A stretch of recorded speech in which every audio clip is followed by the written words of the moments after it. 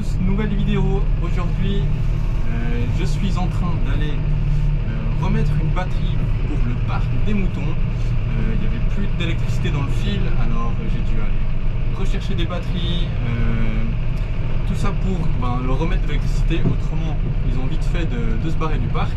Donc vu la taille du parc, j'ai dû mettre deux batteries. Donc il y en a une qui fait trois fils, les trois fils du haut, et puis une batterie qui fait le fil du bas.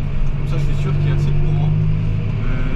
Et là j'ai pris la débroussailleuse parce que il faut que je débroussaille comme il faut pour faire la mise à terre, pour qu'il y ait l'électricité qui se fasse dans le fil. Voilà, donc on se trouve vers le parc des moutons.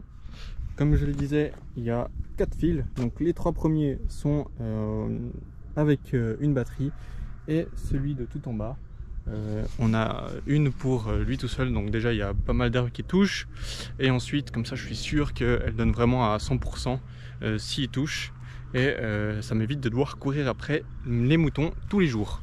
Donc là on voit que, je sais pas si ça se verra très bien à la caméra, c'est très grand, donc c'est trop mûr pour des moutons. J'avais que 7 parcelles disponibles pour faire un parc, du coup c'était déjà bien mûr, mais on voit que dans le fond il y a quand même de l'herbe jeune, donc c'est suffisant. Et vous verrez, le parc est littéralement immense, et il n'y a que 8 moutons, donc voilà, c'est un peu un petit truc plaisir que j'ai fait, donc c'est de prendre quelques moutons. Et puis ça développe aussi mon activité de vente directe, et puis voilà, comme ça développe un peu ma petite exploitation, et ça fait une branche supplémentaire. Alors voilà les petits moutons. Donc il y a 4 petites agnelles, pour ceux qui ont vu la vidéo de cet hiver, je les avais montrées, elles ont bien grandi. Et il y a le bélier qui est ici, donc le bélier qui est pas super docile, mais bon, il faut faire un peu attention, mais ça va. Alors j'espère que le son sera pas trop mauvais. Dans cette première partie de vidéo il y aura le son qui sera peut-être un peu moins bon, et dans la seconde partie, enfin dans les plans suivants peut-être, il y aura un micro de meilleure qualité, parce que je me suis rendu compte que avec les vrombissements du tracteur et le vent, etc., des fois il n'y avait pas une très bonne qualité audio, et du coup je vais remédier à ça en achetant un micro pour la GoPro, donc il devrait arriver certainement demain. Donc là on est le 12 juin, et voilà, dans les prochains plans peut-être qu'il y aura un meilleur son. Donc celui-ci il y a encore, mais c'est vrai que faut que j'améliore un peu mon setup pour filmer, histoire de vous faire des vidéos de meilleure qualité au fil du temps. Alors dans un monde parfait, j'aimerais laisser les moutons dans cette parcelle pour encore quelques jours, parce qu'on approche des 15 juin. Les 15 juin c'est le moment où on peut faucher les parcelles écologiques, et en fait en général je fais qu'une coupe, et puis une deuxième suivant la saison. Et en fait dans une de ces parcelles j'aimerais y mettre les moutons, comme ça après ils restent toute la saison là-bas. C'est une grande parcelle, grande parcelle, c'est 1 hectare, mais pour 8 moutons c'est largement suffisant. Et du coup ce qui serait l'idéal, c'est que je puisse les remettre autour de la ferme quelques jours, enlever le fil ici, faucher en même temps que ces 15 juin, comme ça je nettoie la parcelle, et une fois que j'ai fauché, ramassé, après quelques jours je les mettrai dans cette parcelle de foin écologique. Maintenant le problème c'est qu'ils annoncent littéralement aucun jour de beau à partir du 15 juin. La veille ils annoncent le 15 juin justement, ils annoncent 17 mm d'eau. Du coup clairement impossible de faire quoi que ce soit. Donc ce qui va peut-être se faire, c'est que d'habitude je sèche tout ce fourrage, mais ce qui risque de se passer, c'est que je vais faucher et enrubanner, et puis comme ça sera terminé, et je m'en occupe plus. Donc c'est quelque chose qui m'embêterait, parce que c'est quand même pas du fourrage de qualité, c'est des parcelles de foin écologique. Donc il y en a qui sont un peu de moins bonne qualité, il y en a une qui est peu intensive, donc c'est quand même un mélange de graminées plus ou moins qualitatif, ça reste du foin correct, et les autres parcelles, moi c'est vraiment pour des jeunisses quoi. Donc on verra, dans l'idée ce serait d'éviter de l'enrubanner quand même, mais si on n'a pas le choix, on fera comme ça.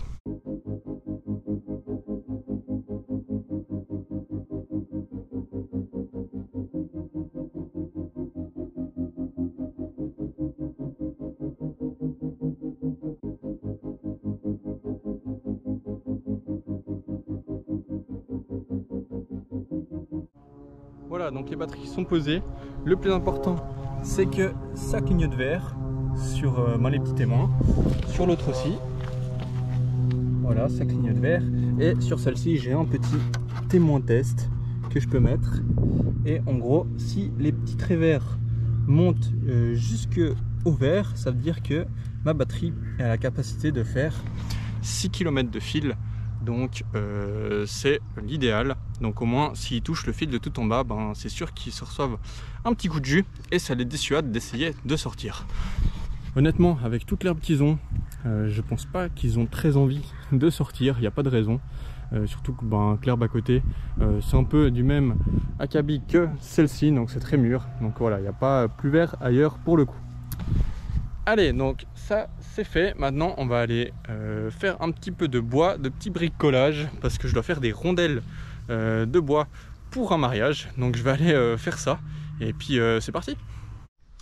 Alors avant, on va changer la chaîne de tronçonneuse parce que celle-ci, bon, elle a un peu chauffé, elle est toute bleue, elle est morte. Donc je vais la changer. J'en ai une neuve juste derrière. Donc l'astuce, c'est d'éviter de tout monter à l'envers. Donc on va faire ça proprement. Et ensuite, on sera paré pour aller faire ces petits rondins. Allez, c'est parti!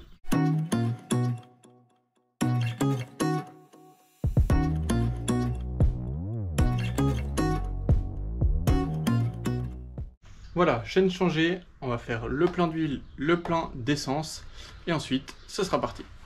Voilà, donc on se retrouve en forêt. Je vais couper quelques rondins dans cette partie-là. C'est des arbres qui sont tombés au printemps passé, je crois, quelque chose comme ça. Et du coup, moi je vais me servir là-dedans, et une fois que j'aurai un peu de temps, il faudra les sortir pour faire du bois de feu. Donc, évidemment, pour faire ce boulot, le casque, la visière de sécurité, les gants, le pantalon de bûcheron, donc c'est un pantalon spécial qui retient la chaîne de tronçonneuse, la tronçonneuse si elle part dans ma jambe. Voilà, la tronçonneuse en état, évidemment, avec une chaîne qui n'est pas fichue de préférence. Et puis ensuite, on est paré à faire ça. Donc c'est parti pour faire ces petits rondins.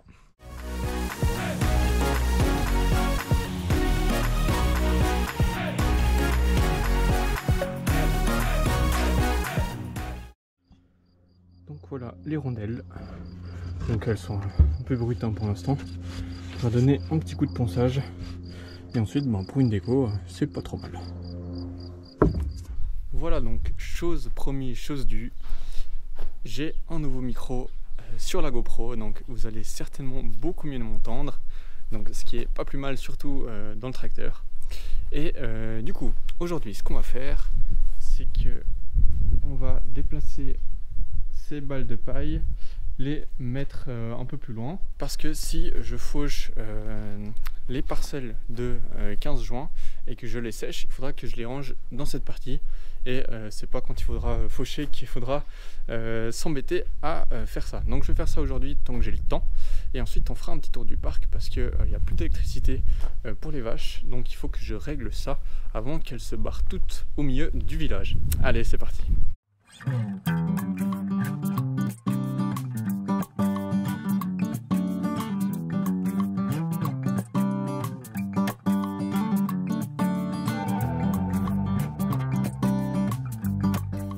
Voilà, donc emplacement prêt. Ensuite, ce qui va se passer, c'est que déjà tous ces big bags de plastique, ils vont partir à la décharge. Et ensuite, en fait, je vais venir prendre toute la paille et je vais venir la coller au premier tas de foin, histoire d'éviter qu'il y ait un trou entre la récolte de foin et la récolte de paille. Voilà, c'est rare qu'il me reste autant de paille. J'en ai un peu acheté trop l'année passée. Mais voilà, c'est des années comme ça. Et puis c'est pas plus mal parce que cette année, les parcelles de céréales sont moins jolies. Donc il y aura un peu moins de paille. Donc j'aurai déjà un petit stock. Alors voilà, maintenant que ça c'est fait, on va aller faire le tour du parc. Parce que ça clignote rouge sur la mise à terre. Donc sûrement qu'il y a de l'herbe ou un fil cassé à un endroit. Donc je vais faire le tour avec le courant déjà. Et ensuite on va essayer de voir si on peut trouver le problème. Et si je ne trouve rien, ça sera sûrement qu'il y a trop d'herbe qui touche. Et du coup il faudra passer un coup de débroussailleuse. Allez, c'est parti. Bon, alors là on voit clairement que le fil il est bouffé par les orties, donc c'est pas fou, ça enlève beaucoup de courant au parc et c'est sûrement des endroits comme ça qui font que ça clignote rouge à la borne. Je vais débroussailler ça aujourd'hui, comme ça ce sera fait, et puis comme ça il y aura de nouveau à fond du courant dans le fil.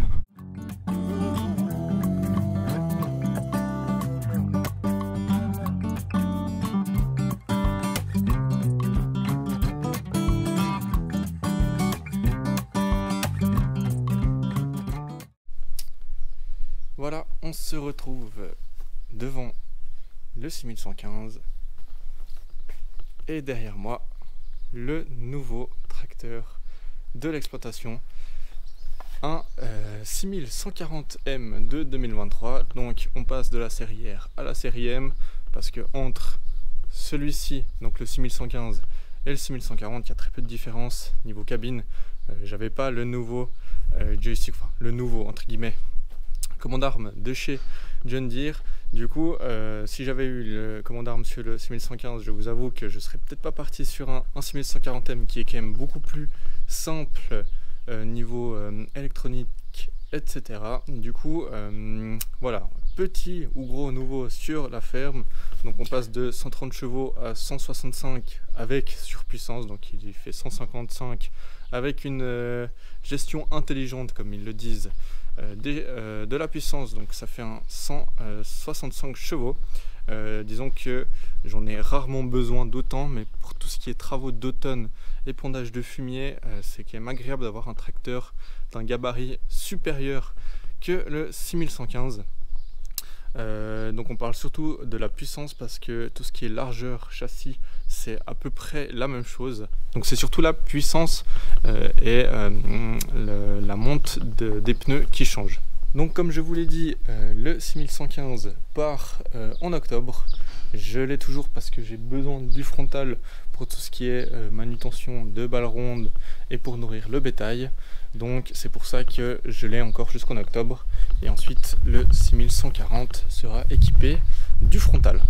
Je garde toujours cette optique d'avoir un tracteur sur l'exploitation. Là j'ai encore les deux, je vous avoue que c'est un confort assez agréable. Mais niveau service, entretien et coût de deux tracteurs, c'est pas envisageable pour mon exploitation.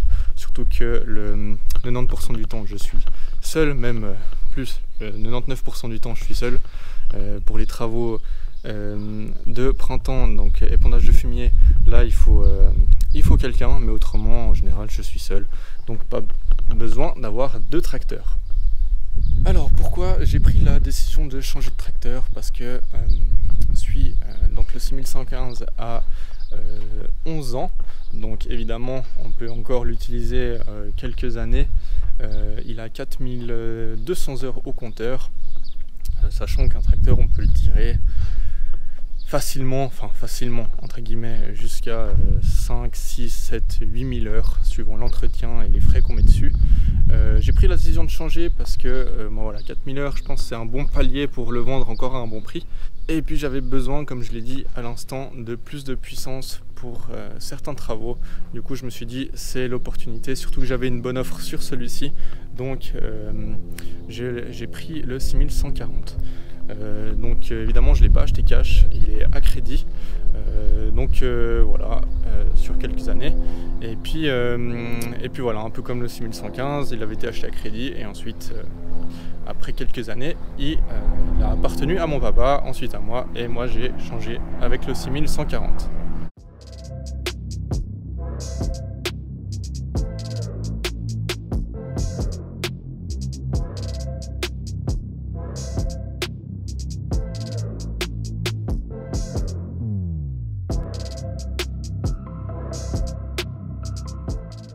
Alors concrètement, ce qui change sur le 6140, donc c'est la puissance, la monte des pneus, c'est un peu plus gros, un petit peu plus large. Le relevage et prise de force avant que je n'avais pas sur le 6115. Il est équipé en LED, donc à 100%.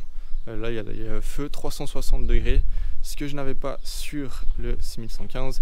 Donc c'est rare que je travaille de nuit, mais c'est vrai que des fois l'été ça m'arrive de finir assez tard et c'est agréable de ranger tout ce qui est balles de paille, pressage de nuit. C'est agréable d'avoir des feux LED à 360 degrés et aussi notamment pour les semis, j'ai assez l'habitude de finir tard le soir. Donc, et en plus à cette période septembre-octobre, il fait nuit plus tôt, donc c'est vite agréable d'avoir des feux LED. Ensuite en cabine, c'est une cabine 6140 de série M, donc forcément elle est un petit peu plus petite que la série R, mais au niveau autrement de la cabine, elle est juste un peu plus petite, et puis voilà, il n'y a pas de grand changement par rapport à un R. Chose très importante que j'ai maintenant sur le 6140, c'est des freins pneumatiques que je n'avais pas sur le 6115.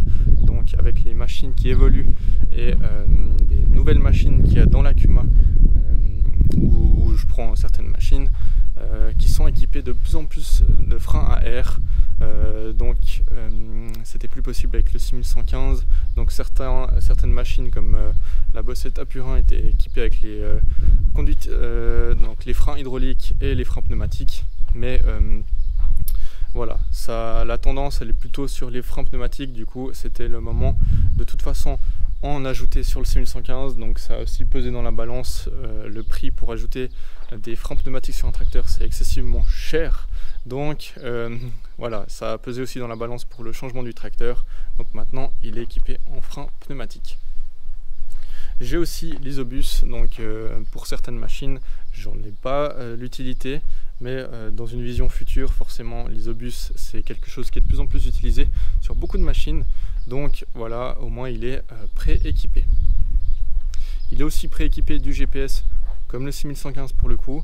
Donc voilà, ça change pas. Si j'ai envie de mettre un GPS, il n'y a plus qu'à installer la petite boule jaune qui est bien connue de chez John Deere sur le toit, et ensuite on peut démarrer direct avec n'importe quel GPS, RTK, etc. Un truc que je n'avais pas sur le 6115 qui est sur le 6140, c'est l'AdBlue. Malheureusement, voilà, c'était encore l'ancien système avec le filtre à particules. Et uniquement le filtre à particules sur le 6115, et là forcément filtre à particules et AdBlue, donc ma foi ça consomme pas énormément, donc voilà, c'est pas trop dérangeant, mais il y a l'AdBlue, on est obligé, c'est comme ça. En cabine, pas de grands changements, donc on a juste le siège passager qui est en caoutchouc. Sur le 6115 c'était encore, on le voit peut-être sur la caméra, c'était le siège passager des séries R, donc en tissu comme le conducteur. Donc voilà, ça c'est en détail. La cabine est légèrement plus petite, mais autrement j'ai pareil les mêmes commandes hydrauliques que sur le R, le nouveau joystick pour le frontal, et ensuite c'est une boîte auto power comme sur le 6115R. Du coup ça, il n'y a pas de changement et tout se passe sur cet écran, et du coup il n'y en a plus devant, donc voilà, ça améliore un peu l'espace. Donc voilà, c'est sympa, c'est la nouveauté. Et ensuite voilà, pas de grands changements. La radio à ce niveau là, les boutons à ce niveau là. Donc je sais que sur les nouveaux 6R 130 à 100, je sais même plus, 250, il n'y a plus tout ça, et tout se passe sur l'accoudoir en fait. Et ici sur la série M, il y a toujours les boutons sur le côté, donc ça change pas du mien en fait, c'est exactement la même chose. Et puis voilà, c'est pour ça qu'il y avait vraiment très peu de différence sur un série R comme j'avais, et sur le série M que j'ai maintenant. Donc voilà, au moment où je vous fais ces plans, j'ai évidemment fini tous les travaux que vous voyez dans cette vidéo. C'était pas prévu que je fasse la présentation du tracteur dans cette vidéo, mais j'ai beaucoup de commentaires, en tout cas quelques-uns, qui me demandent quand est-ce que je poste des vidéos. Et c'est vrai que pour ceux qui sont peut-être déjà parents qui regardent mes vidéos, une vie de famille ça prend énormément de temps, plus tout le reste. Donc c'est pour ça qu'il y a un peu moins de vidéos. Il y en a qui sont filmées. En général j'ai une vidéo à 2 vidéos d'avance, et il faut juste les monter et les poster, mais ça prend beaucoup de temps. Du coup c'est pour ça que vous voyez ces plans dans cette vidéo, et ça m'évite de faire une vidéo où tout simplement je présente présente que le tracteur. Donc comme ça, vous avez ça au milieu de la vidéo. Donc le tracteur est un petit peu sale. Il a été utilisé justement comme je vous l'ai dit. Et puis du coup, vous verrez le tracteur à l'usage directement après cette petite session présentation. Donc voilà, je vous laisse avec le reste de la vidéo. Voilà, on se retrouve, on est le 19 juin.